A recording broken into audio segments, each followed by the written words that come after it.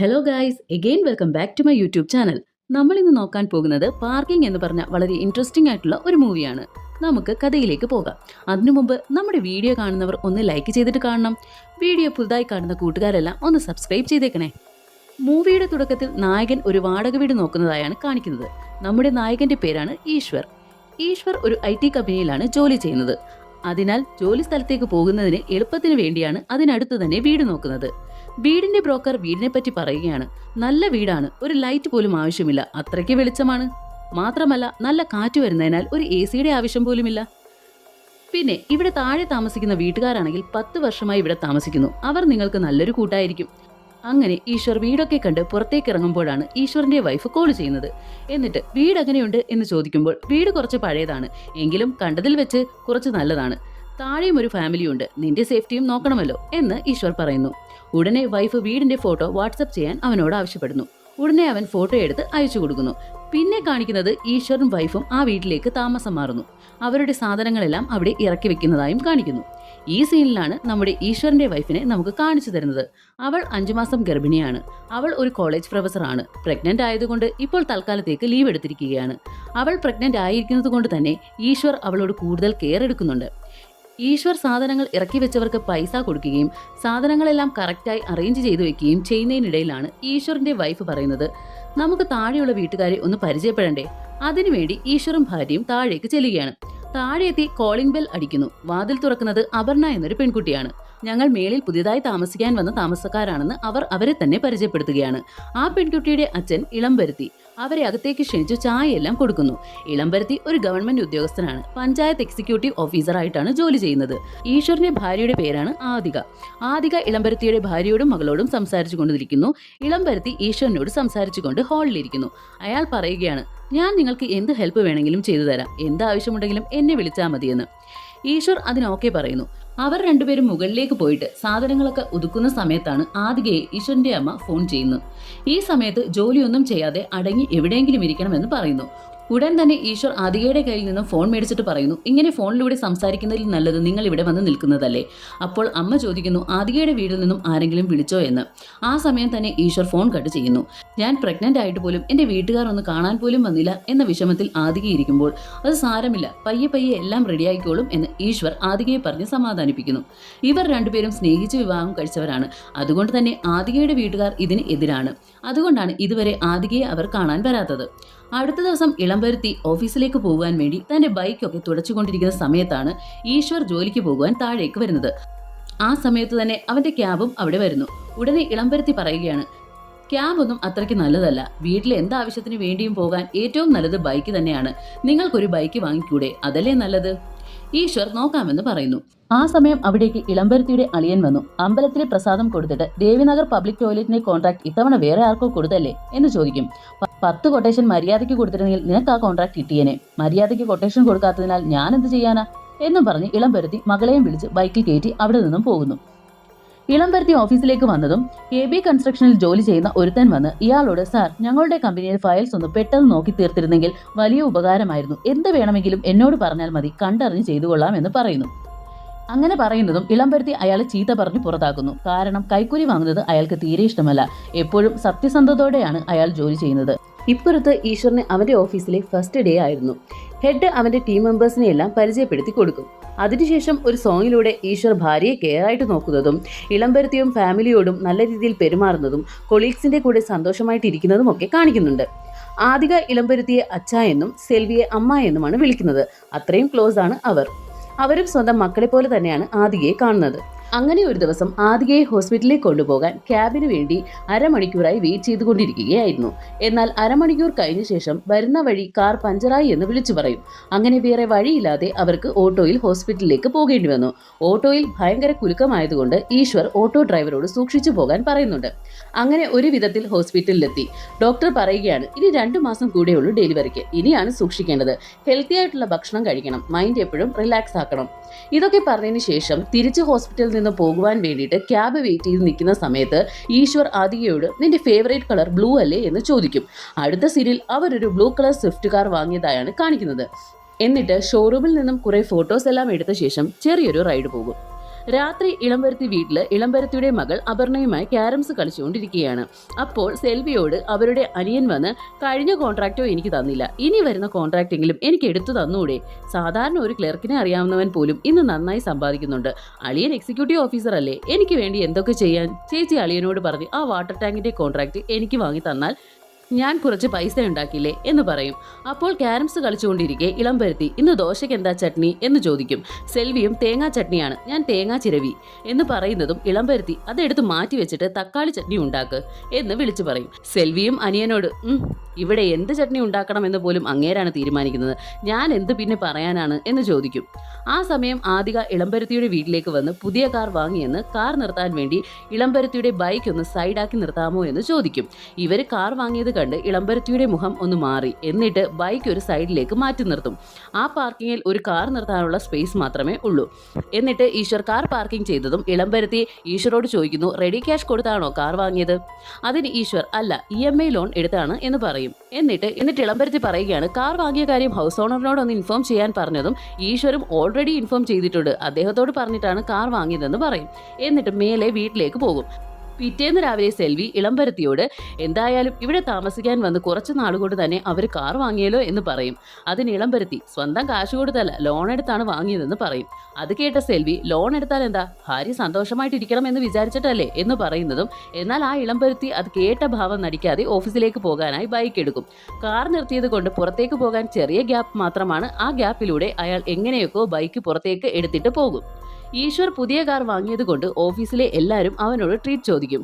അതിന് ഈശ്വർ പറയുന്നു, ഇതെന്റെ വൈഫിന് വേണ്ടി വാങ്ങിയ കാറാണ്, അതുകൊണ്ട് ഫസ്റ്റ് അവളെ പുറത്ത് കൊണ്ടുപോയി ട്രീറ്റ് കൊടുക്കണം, നാളെ നിങ്ങൾക്ക് ട്രീറ്റ് തരാമെന്നും പറയും.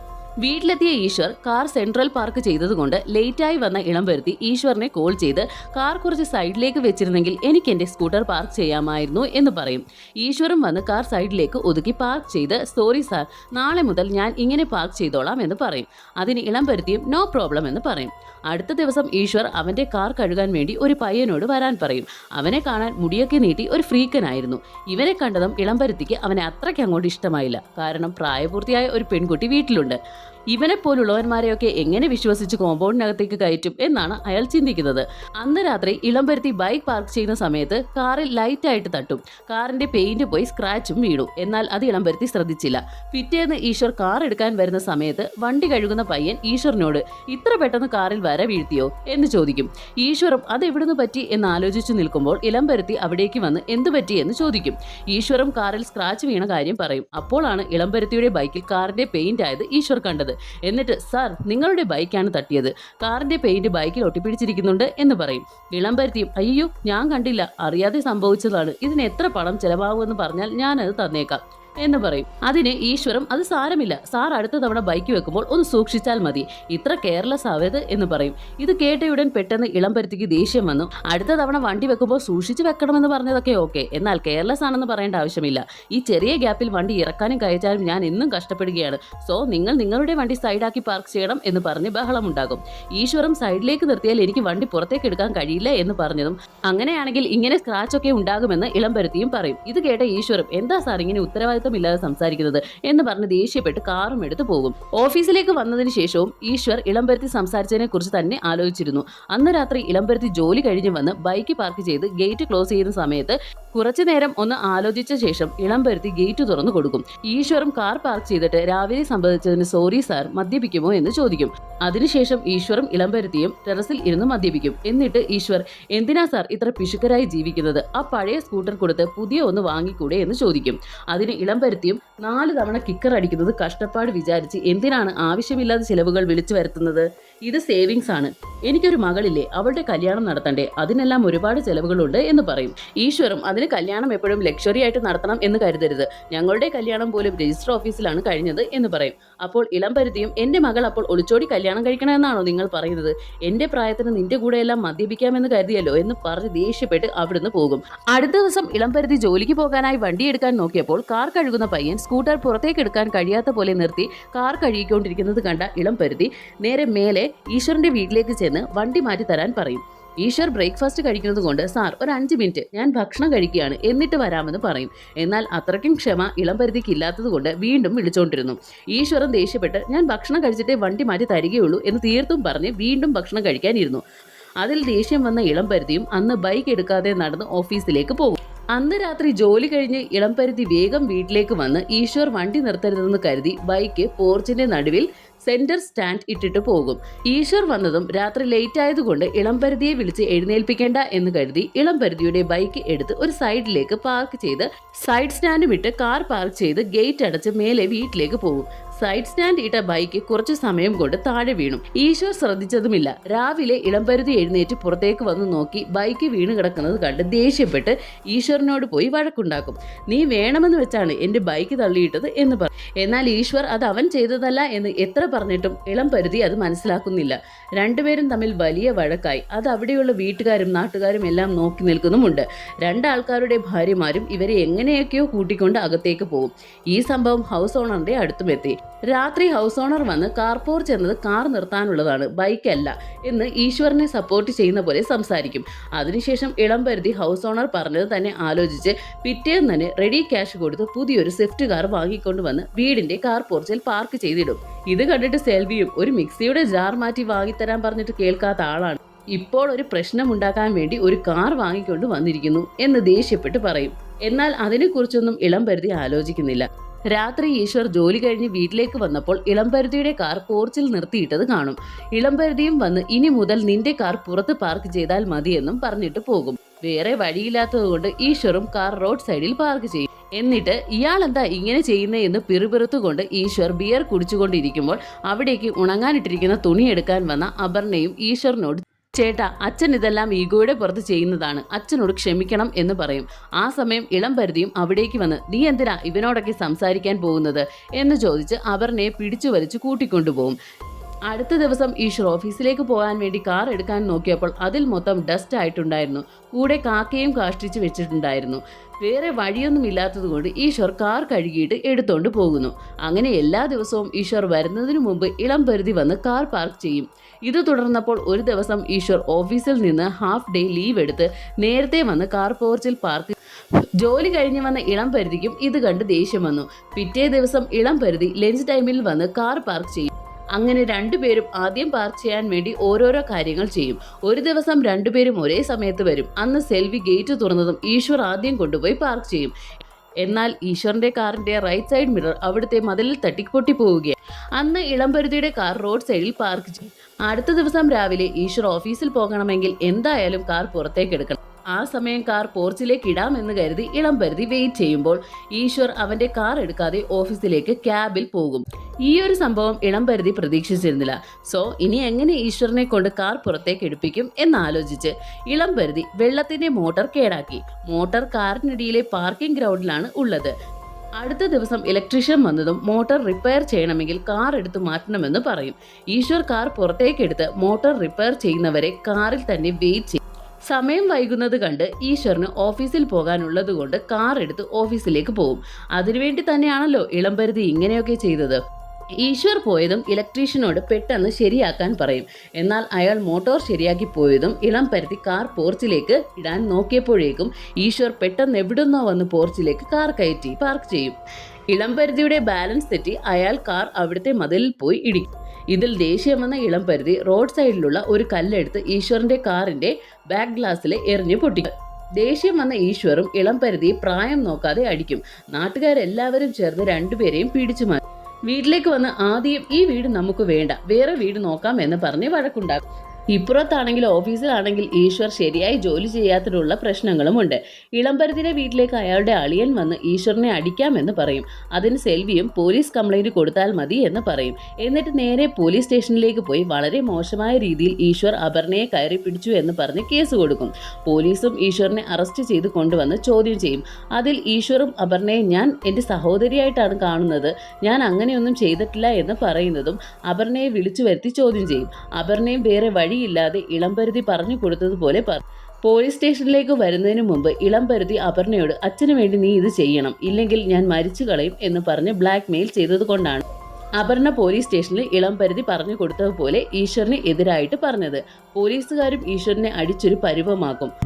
വീട്ടിലേക്ക് വന്ന അപർണയോട് അമ്മ സെൽവി അടിച്ചു എന്ന് പറഞ്ഞ് കംപ്ലൈന്റ് കൊടുക്കാൻ വേണ്ടി പോയതിന് പകരം ഇങ്ങനെ ഒരു കേസിൽ നാണം കെട്ട് കംപ്ലൈന്റ് കൊടുത്തു വന്ന് നിൽക്കുന്നു, നിനക്ക് ബുദ്ധിയില്ലേ, നീ പഠിച്ച പെണ്ണല്ലേ എന്നൊക്കെ പറഞ്ഞ് സെൽവി അപർണയെ വഴക്കു പറയും. അപർണയും കരഞ്ഞുകൊണ്ട് അച്ഛനാണ് എന്നെ കൺവിൻസ് ചെയ്ത് കൊണ്ടുപോയത്. അച്ഛൻ ചത്തുകളയും എന്ന് പറഞ്ഞതുകൊണ്ടാണ്, എനിക്ക് എന്ത് ചെയ്യണമെന്ന് അറിയാത്തത് കൊണ്ടാണ് ഞാൻ ഇങ്ങനെ പറഞ്ഞത്. സെൽവിയും അച്ഛൻ അച്ഛൻ എന്ന് പറഞ്ഞ് കാര്യങ്ങൾ ഇതുവരെ കൊണ്ടെത്തിച്ചു. ഇപ്പോൾ നിന്റെ പേരിൽ ഇങ്ങനെ ഒരു കാര്യത്തിന്റെ പേരിൽ കംപ്ലൈന്റ് കൊടുത്ത് വെച്ചിരിക്കുന്നു എന്ന് പറഞ്ഞ് വഴക്കുണ്ടാകും. രാത്രി ആദിയും ഇളംപരുതിയുടെ അടുത്ത് വന്ന് എന്നെ നിങ്ങളുടെ മോളെ പോലെ കരുതി കേസ് വിഡ്രോ ചെയ്യണമെന്ന് പറയും. എന്നാൽ ഇളംപരുതി അതിനൊന്നും ചെവി കൊടുക്കാതെ അവരോട് പുറത്തു പോകാൻ പറയും. എന്നാൽ പിറ്റേ ദിവസം അപർണ അവൾക്ക് എന്തോ ഗിൽറ്റി ഫീൽ ഉള്ളതുകൊണ്ട് സ്റ്റേഷനിൽ പോയി കേസ് വിഡ്രോ ചെയ്യും. ഇതറിഞ്ഞ സെൽവിയുടെ ബ്രദറും ആരോട് ചോദിച്ചിട്ടാണ് അപർണ കേസ് വിഡ്രോ ചെയ്തത് എന്ന് പറഞ്ഞ് സെൽവിയോട് ബഹളമുണ്ടാക്കി. ഈശ്വർ വന്നതും അവന് റൗഡികളെ കൊണ്ടുവന്ന് അടുപ്പിക്കും. അടി ഉണ്ടാക്കണ്ട എന്ന് കരുതി ഈശ്വർ പോകാൻ നോക്കി. എന്നാൽ ഒരു ഘട്ടത്തിൽ ഈശ്വറും അവരെ തിരിച്ചടിച്ച് ഒരു വഴിയാക്കി. ആ സമയം അവിടേക്ക് വന്ന ഹൗസ് ഓണറും ഈശ്വറിനെ കൊണ്ടാണ് ഇത്രയും പ്രശ്നം വന്നത്, സോ വീടൊഴിഞ്ഞു പോകാൻ പറയും. എല്ലാം കൊണ്ട് ഈശ്വർ ഒരു സൈക്കോ ആയി മാറി. എന്നിട്ട് ഇളംപരുതിയെ തകർക്കാൻ ഇനി എന്ത് ചെയ്യാമെന്ന് ആലോചിക്കും. അപർണയും ഇളംപരുതിയോട് സംസാരിക്കുന്നത് തന്നെ നിർത്തി. ഒരുമിച്ച് ഭക്ഷണം പോലും കഴിക്കാതെയായി. ഇതെല്ലാം കണ്ട ഇളംപരുതിയും നേരെ ആദിയുടെ അടുത്തേക്ക് വന്നു. ഞാൻ അങ്ങനെ കംപ്ലൈന്റ് കൊടുത്തത് തെറ്റാണ്. നിന്റെ ഭർത്താവ് എന്നെ അടിച്ചതിന്റെ ദേഷ്യത്തിലാണ് ഞാൻ അങ്ങനെ കംപ്ലൈന്റ് കൊടുത്തത്. സോറി എന്ന് പറഞ്ഞിട്ട് പോകും. അങ്ങനെ ഇളംപരുതിയും ഓഫീസിൽ തിരക്കിട്ട ജോലി ചെയ്യുന്ന സമയത്ത് അസിസ്റ്റന്റിനോട് ഫാൻ ഇടാൻ പറയും. അസിസ്റ്റന്റും കറണ്ട് പോയതാണ്, ഇനി 6 മണിക്കൂർ കഴിഞ്ഞേ വരൂ എന്ന് പറയുന്നു. ആ സമയം ഒരു കവറും കൊണ്ട് ഈശ്വർ അവിടേക്ക് വരും. ഇളംപരുതിയും ഈശ്വറിനെ അയാളുടെ ക്യാബിനിൽ ഇരുത്തും. അപ്പോൾ ഈശ്വറും എനിക്ക് ഇത്ര വലിയൊരു അപമാനം തന്നില്ലേ, സാറിന് എന്തായാലും അത് ഞാൻ തിരിച്ചു തരുമെന്ന് പറഞ്ഞ് ഇളംപരുതി അറിയാതെ അവിടെയുള്ള വേസ്റ്റ് ബിന്നിൽ ഈശ്വർ കൊണ്ടുവന്ന ഒരു കവർ ഇട്ടിട്ട് പോകും. കുറച്ച് സമയത്തിന് ശേഷം ഈശ്വർ എന്താ അങ്ങനെ പറഞ്ഞിട്ട് പോയത്, ഒരുപക്ഷെ ഇവിടെ എന്തെങ്കിലും വെച്ചിട്ടുണ്ടോ എന്ന് നോക്കിയപ്പോൾ വേസ്റ്റ് ബിന്നിൽ ഒരു പൊതി കാണും. അതെടുത്ത് നോക്കിയപ്പോൾ അതിൽ മൊത്തം പണമായിരുന്നു. ഇത് കണ്ടതും പരുതി ആകെ വിയർത്തു. എന്തായാലും ഇത് പുറത്തേക്ക് കളയാമെന്ന് കരുതി പുറത്തു പോകുന്ന സമയത്ത് വിജിലൻസും അവിടേക്ക് വരും. ഇത് ഈശ്വർ ഇൻഫോം ചെയ്തതായിരിക്കും. അങ്ങനെ എന്ത് ചെയ്യണമെന്നറിയാതെ ആ പണം ഫാനിന്റെ മേലെ എടുത്തു വെക്കും. വിജിലൻസ് അകത്ത് വന്ന് പരിശോധിക്കാൻ ആരംഭിച്ചു. ഫാനിന്റെ സ്വിച്ച് ഓണായതുകൊണ്ട് കറണ്ട് എങ്ങാനും വന്നാൽ പണം മൊത്തം പറക്കുമെന്ന പേടിയിൽ ഇളംപരുതി ആകെ വിയർത്തു നിൽക്കും. ഒരു തരത്തിലുള്ള തെറ്റും അവിടെ നിന്ന് കണ്ടുപിടിക്കാൻ കഴിയാത്തതുകൊണ്ട് വിജിലൻസ് ഓഫീസർ പോകാൻ നോക്കുമ്പോൾ അസിസ്റ്റന്റ് വന്ന് സാർ കറണ്ട് വന്നു എന്ന് പറഞ്ഞ് പോയി ഫാൻ ഇടും. ഫാൻ കറങ്ങാൻ തുടങ്ങിയതും മേലെ വെച്ച പണം മൊത്തവും കാറ്റിൽ പറന്ന് വിജിലൻസ് ഓഫീസറുടെ മുന്നിൽ തന്നെ പറന്നു വീണു. അങ്ങനെ കൈക്കൂലി വാങ്ങിയ കുറ്റത്തിന് ഇളംപരുതിയെ അറസ്റ്റ് ചെയ്യും. ഡിപ്പാർട്ട്മെന്റിൽ നിന്നും ഇളംപരുതിയെ സസ്പെൻഡ് ചെയ്തു. ഇപ്പോൾ ഇളംപരുതിക്കുണ്ടായിരുന്ന ദേഷ്യം വീണ്ടും വീണ്ടും കൂടി. ഇതറിഞ്ഞ ആദ്യം നീയല്ലേ ഇത് ചെയ്തത്, എനിക്കറിയാം, അവർ കൈക്കൂലി വാങ്ങുന്ന ഒരാളല്ല എന്ന് പറയും. ഈശ്വറും ദേഷ്യം വന്ന് ആദിയോട് ദേഷ്യപ്പെടും. അന്ന് രാത്രി ഇളംപരുതി ഈശ്വരനോടുള്ള ദേഷ്യത്തിന് ഈശ്വറിന്റെ കാറിന്റെ ടയറിലെ ബോൾട്ട് എല്ലാം ലൂസാക്കിയിടും. കാർ ഓടിച്ചു പോകുമ്പോൾ എവിടെയെങ്കിലും ആക്സിഡന്റ് ആയി മരിക്കട്ടെ എന്ന് കരുതി. എന്നാൽ പിറ്റേ ദിവസം ഈശ്വർ ആദിയെയും കൂട്ടിയാണ് പുറത്തേക്ക് പോയത്. ആദിക കാറിലേക്ക് കയറുന്നത് കണ്ട ഇളംപരുതി അവരെ തടുക്കണമെന്ന് കരുതിയെങ്കിലും അയാളുടെ ഈഗോ അതിന് സമ്മതിച്ചില്ല. അങ്ങനെ ഈശ്വറും ഭാര്യയും കാറിൽ പോകുന്ന സമയത്ത് ടയർ ലൂസായി ആക്സിഡന്റായി. ഭാഗ്യം കൊണ്ട് അവർക്കൊന്നും സംഭവിച്ചില്ല. അവർ അവിടുന്ന് കാർ സർവീസിന് കൊടുത്ത് ആദിയെ ചെക്കപ്പിന് വേണ്ടി ഹോസ്പിറ്റലിലേക്ക് കൊണ്ടുവരും. ഹോസ്പിറ്റലിൽ ഇരിക്കുമ്പോഴാണ് മാരുതി സർവീസ് സെന്ററിൽ നിന്നും കോൾ വന്നത്. എന്നിട്ട് ആ സ്റ്റാഫ് ഈശ്വറിനോട് ടയറിന്റെ എല്ലാ ബോൾട്ടും അഴിച്ചതുകൊണ്ടാണ് ടയർ ലൂസ് ആയതെന്ന് പറയും. അതിന് ഈശ്വർ ഞാൻ ടയർ അയച്ചു മാറ്റിയിട്ടില്ല എന്ന് പറയും. അപ്പോൾ സ്റ്റാഫും എന്നാൽ ആരോ വേണമെന്ന് വെച്ച് ചെയ്തതായിരിക്കും എന്ന് പറയും. അപ്പോഴാണ് ഈശ്വറിന് ഇളംപരുതി ആയിരിക്കും ഇത് ചെയ്തതെന്ന് തോന്നുക. എന്നിട്ട് നേരെ വീട്ടിലേക്ക് വന്ന് അവിടെ കളിച്ചുകൊണ്ടിരിക്കുന്ന കുട്ടികളുടെ ബാറ്റും വാങ്ങി പരുതിയുടെ കാറിന്റെ ചില്ല അടിച്ചു പൊട്ടിക്കും. സെൽവിയും കാര്യം എന്താണെന്ന് അന്വേഷിച്ചപ്പോഴാണ് ഇളംപരുതി ചെയ്ത കാര്യങ്ങൾ സെൽവിക്ക് മനസ്സിലായത്. നിങ്ങളുടെ ഈ സ്വാർത്ഥ സ്വഭാവത്തിന് അടുത്തത് എന്ത് ചെയ്യുമെന്നറിയില്ല എന്ന് പറഞ്ഞ് സെൽവിയും അപർണയും അവരുടെ സാധനങ്ങളെല്ലാം എടുത്ത് ആ വീട്ടിൽ നിന്നും വഴക്കിട്ട് ദേഷ്യത്തിലേക്ക് വീട് വിട്ടു പോകുന്നു. ആദികയും അവിടെ നിന്ന് പോകാൻ ഒരുങ്ങിയപ്പോൾ നമുക്ക് വേറെ വീട്ടിലേക്ക് മാറാമെന്ന് ഈശ്വറും അവൾക്ക് പ്രോമിസ് ചെയ്തു കൊടുക്കുന്നു. എന്നിട്ട് അവിടെ അടുത്തു തന്നെ പാർക്കിങ്ങിലുള്ള ഒരു ഫ്ലാറ്റ് സെറ്റാക്കും. അതിനുശേഷം വീട്ടിലേക്ക് വന്ന ആദികയോട് കാര്യങ്ങൾ പറയാമെന്ന് കരുതും. എന്നാൽ അതിനു മുമ്പ് ഇളംപരുതിയോട് കാര്യം പറയാമെന്ന് കരുതി അവരുടെ വീട്ടിലേക്ക് പോകും. ഇളംപരുതിയും ഈശ്വറിനെ അകത്തേക്ക് വിളിച്ചിരുത്തും. എന്നിട്ട് ഈശ്വർ ഞാൻ വേറെ വീട് സെറ്റാക്കി, ഞാൻ തന്നെ തോറ്റുപോകാമെന്ന് തീരുമാനിച്ചു. എന്നാൽ അത് നിങ്ങളെ പേടിച്ചിട്ടല്ല, എൻ്റെ ഭാര്യയ്ക്ക് വേണ്ടി. ഇനി നിങ്ങളുടെ അടുത്തു നിന്ന് ഞങ്ങൾക്കൊരു പ്രശ്നമുണ്ടായാൽ പിന്നെ ഞാൻ ഇങ്ങനെ ആയിരിക്കില്ല എന്ന് പറഞ്ഞുകൊണ്ടിരിക്കുമ്പോൾ ഇളംപരുതി അവിടെയുള്ള ഒരു കുപ്പിയെടുത്ത് ഈശ്വറിന്റെ തലക്കടിക്കും. ഈശ്വർ ബോധം കെട്ടു വീണു. എന്നാൽ കുറച്ച് സമയത്തിന് മുമ്പ്, അതായത് ഈശ്വർ വീട്ടിലേക്ക് വരുന്നതിന് മുമ്പ് നല്ല മഴ പെയ്യുന്നുണ്ട്. ആദിക ജനൽ അടയ്ക്കാൻ വേണ്ടി പോയപ്പോൾ കാൽ വഴുതി വീണ് ബ്ലഡ് വന്ന് വേദനയെടുത്ത് കിടക്കുകയാണ്. അവൾക്ക് എഴുന്നേൽക്കാൻ കൂടി കഴിയുന്നില്ല. എന്നാലും എങ്ങനെയൊക്കെയോ നിരങ്ങി വന്ന് ഫോൺ എടുത്ത് ഈശ്വറിനെ വിളിക്കും. എന്നാൽ അപ്പോഴേക്കും താഴെ ഇളംപരുതിയിൽ ഈശ്വറിനെ അടിച്ചു ബോധം കെടുത്തിയിട്ടിരിക്കുകയാണ്. അപ്പോൾ ആദിക ഈശ്വറിനെ കോൾ ചെയ്തതും ഇളംപരുതി ആ കോൾ അറ്റൻഡ് ചെയ്യും. എന്നാൽ ഒന്നും സംസാരിക്കില്ല. ആദിക വേദന കൊണ്ട് കരയുന്ന ശബ്ദം ഇളംപരുതി കേട്ടു. എന്നിട്ട് ഈശ്വറിനെ വലിച്ച് ഒരു മൂലയിലേക്ക് കിടത്തി. ആ സീൻ അവിടെ കട്ടായി. ഇളംപരുതി തിരിച്ച് വീട്ടിലേക്ക് വന്ന് നോക്കിയപ്പോൾ ഇവിടെ ഈശ്വറിനെ കാണുന്നില്ല. അപ്പോൾ മയക്കത്തിൽ നിന്ന് എഴുന്നേറ്റ ഈശ്വർ ഇളംപരുതിയെ അടിക്കും. എന്നിട്ട് ജനലും വാതിലും എല്ലാം അടച്ച് ഇളംപരുതിയുടെ മൊബൈൽ എടുത്ത് ഓവനിൽ വെച്ച് ഓവൻ ഓൺ ചെയ്തിടും. കൂടെ ഗ്യാസ് ഓൺ ചെയ്തിടും. എന്നിട്ട് പുറത്ത് വന്ന് ഡോർ ലോക്ക് ചെയ്തിട്ട് അതിനുശേഷം മേലെ വീട്ടിലേക്ക് വന്ന് നോക്കിയപ്പോൾ അവിടെ ആദികയെ കാണുന്നില്ല. എന്നാൽ അവിടെ നിലത്ത് ഒരുപാട് ബ്ലഡും അവൻ കണ്ടു. ഈശ്വറിന് വല്ലാത്ത ഭയം തോന്നി. ആദികയുടെ ഫോണിലേക്ക് വിളിച്ചു നോക്കും. അപ്പോൾ ഒരു നേഴ്സ് ആയിരിക്കും ഫോൺ അറ്റൻഡ് ചെയ്തത്. എന്നിട്ട് ആദിക ഹോസ്പിറ്റലിലാണെന്നും അവൾക്ക് കുഞ്ഞു ജനിച്ച വിവരവും പറയും. ഈശ്വർ നേഴ്സിനോട് ആരാണ് അവളെ അഡ്മിറ്റ് ചെയ്തതെന്ന് ചോദിക്കും. നേഴ്സും ആ കുട്ടിയുടെ അച്ഛനാണെന്ന് പറയും. അപ്പോഴാണ് ഇളംപരുതിയാണ് ആദികയെ ഹോസ്പിറ്റലിൽ അഡ്മിറ്റ് ചെയ്തതെന്ന് ഈശ്വറിന് മനസ്സിലാക്കുന്നത്. പെട്ടെന്ന് തന്നെ ഈശ്വർ പരിധിയെ രക്ഷിക്കാൻ വേണ്ടി മെയിൻ സ്വിച്ച് ഓഫ് ആക്കും. അടുത്ത ദിവസം ഈശ്വറും ഇളംപരുതിയും ഒരുപാട് പരിക്കുകളുള്ളതുകൊണ്ട് ഹോസ്പിറ്റലിൽ അഡ്മിറ്റ് ആകും. ഈശ്വർ അവൻ്റെ കുഞ്ഞിനെ പോയി കണ്ട ശേഷം നേരെ ഇളംപരുതിയെ കാണാൻ വേണ്ടി പോകും. എന്നിട്ട് ഇളംപരുതിയോട് നന്ദി പറഞ്ഞ് അവർ വേറെ വീട്ടിലേക്ക് പോകുവാണെന്ന് പറയും. സെൽവിയും ഈശ്വറിനോട് ഒന്ന് വിട്ടുകൊടുത്തിരുന്നെങ്കിൽ ഈ പ്രശ്നമൊന്നും വരില്ലായിരുന്നു എന്ന് പറയും. ഈശ്വറിന് എന്ത് പറയണമെന്നറിയാതെ മിണ്ടാതെ നിന്നു. അപ്പോൾ ഇളംപരുതിയും സെൽവിയോട് ഈശ്വർ കാണിച്ചത് അവനൊരു 28 വയസ്സല്ലേ ഉള്ളൂ, എന്നാൽ 60 വയസ്സുള്ള എനിക്ക് വിട്ടുകൊടുക്കണമെന്ന ചിന്ത വന്നില്ല. പിന്നെ 28 വയസ്സുള്ള അവൻ എങ്ങനെയാണ് അത് തോന്നുക എന്ന് പറഞ്ഞ് ഈശ്വറിനോട് സോറി പറയും. ഈശ്വറും അവിടുന്ന് ഒന്നും മിണ്ടാതെ പോവും.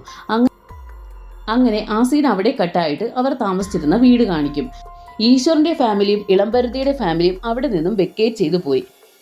ഇപ്പോൾ ഫസ്റ്റ് സീനിൽ കണ്ട ബ്രോക്കർ ഒരു ഹസ്ബൻഡിനെയും വൈഫിനെയും വീട് കാണിക്കാൻ വേണ്ടി കൂട്ടിക്കൊണ്ട് വരികയാണ്. മേലെയും താഴെയും ഏത് വീട് വേണമെങ്കിലും നിങ്ങൾക്ക് സെലക്ട് ചെയ്യാം. നിങ്ങൾക്ക് കാറുണ്ടോ എന്ന് ചോദിക്കും. അവരും ഇല്ല, ബൈക്ക് ഉണ്ടെന്ന് പറയും. അപ്പോൾ ബ്രോക്കറും ബൈക്ക് എത്ര വേണമെങ്കിലും ഇവിടെ നിർത്താം, എന്നാൽ കാർ ഉള്ളവർക്ക് ഈ വീട് കൊടുക്കില്ല എന്നാണ് ഹൗസ് ഓണർ പറഞ്ഞിരിക്കുന്നത് എന്ന് പറഞ്ഞ് അവർ വീട് കാണിക്കും. അങ്ങനെ ആ വീടിൻ്റെ വൈറ്റ് ഷോട്ട് കാണിച്ച് ഈ സിനിമ അവസാനിപ്പിക്കും. ഈ സിനിമ നിങ്ങൾക്ക് ഇഷ്ടപ്പെട്ട് കാണുമെന്ന് വിചാരിക്കുന്നു. എല്ലാ മനുഷ്യന്മാർക്കും ഉണ്ടാകുന്ന ഒരു സംഭവമാണ് ഈ ഈഗോ വെച്ചിരിക്കുന്നവർക്ക് നഷ്ടങ്ങൾ മാത്രമേ എപ്പോഴും ഉണ്ടാവുകയുള്ളൂ. ആ ഒരു കാര്യം ഒന്ന് ഓർമ്മിപ്പിച്ചുകൊണ്ട് ഈ വീഡിയോ ഇവിടെ നിർത്തുകയാണ്. ഇഷ്ടപ്പെട്ടുവെങ്കിൽ ലൈക്ക് ചെയ്യുക. നിങ്ങളുടെ നിർദ്ദേശങ്ങൾ താഴെ കമൻറ്റ് ചെയ്യുക. Thank you for watching.